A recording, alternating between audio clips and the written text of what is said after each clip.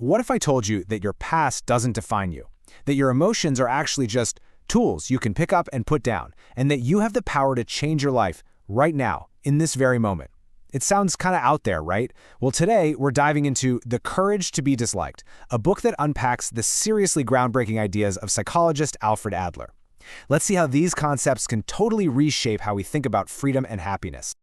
You know that feeling. We've all been there. You feel completely trapped by your history, your personality, or just your circumstances. You wish you could change, but it just feels impossible. We tell ourselves, well, if only I had a different childhood, or this is just who I am. But what if that's not the whole story? What if there's another way to look at it? That's exactly where Adlerian Psychology comes in, and it offers a radically different path. So the first major idea we need to tackle is a big one. It's this belief that our past is in the driver's seat of our present. This book looks at that idea and says, nope, not really. We're basically taught to connect the dots backward. You know, I'm anxious because of what happened to me. Or I can't trust people because I got hurt before. This is the psychology of cause and effect, what's called etiology. And yeah, it's a comfortable story, but Adler argues it's also a trap.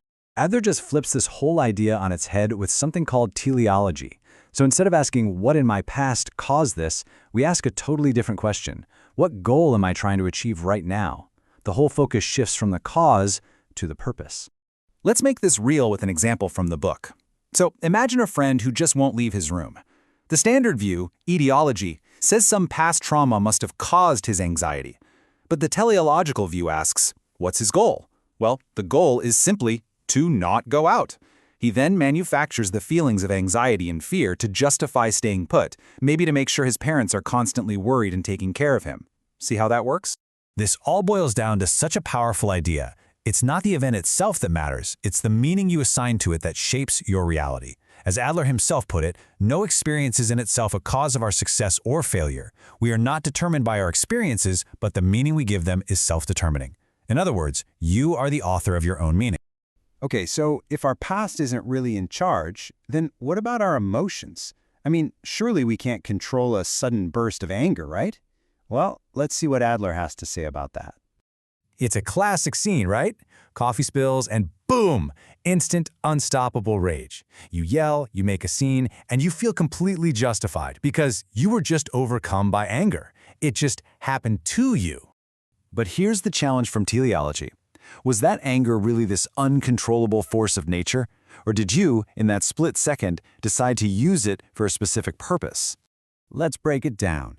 Your goal wasn't just to get an apology. Your goal was to dominate the situation and make that waiter submit to you, and fast, without a long, drawn-out conversation.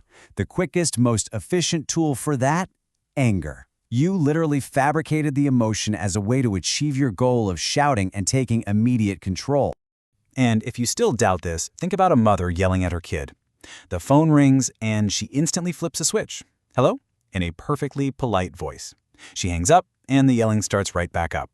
That anger wasn't some uncontrollable force. It was a tool she could pick up and put down whenever she needed to.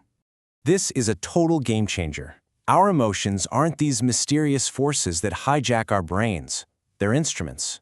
Instruments we wield, whether we realize it or not, to get what we want from other people. So this leads us to what is probably the most confronting idea in the entire book.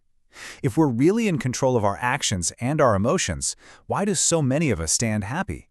First, we got to get this key term down: lifestyle. Now, for Adler, this isn't about what car you drive. It's your entire personality.